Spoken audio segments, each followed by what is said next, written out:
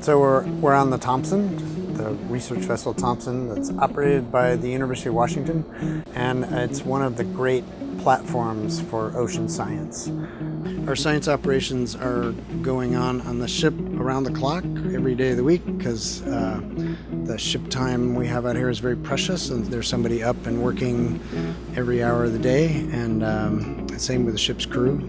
So the ship's crew has many different groups. There's the mates that operate the ship, so they control how the ship is maneuvered, and especially during any operations over the side and when we launch the submersibles.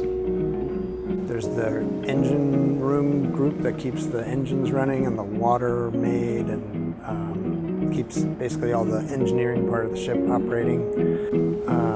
The deck crew is always a huge help to us, particularly when we're putting instruments over the side and also recovering things that come up and bringing them back on board.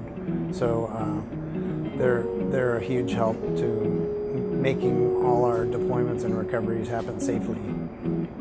The galley on board Thompson has been great this cruise.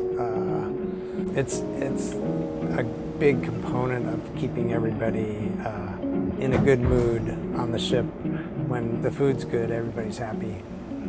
There's also the marine techs that are kind of the interface between our science group on the ship and the ship's crew. So a lot of the things we do go through them. The ship is operated by the University of Washington as a platform that could be used for almost any marine research, which means it has to be flexible, it has to be configurable from one expedition to the next.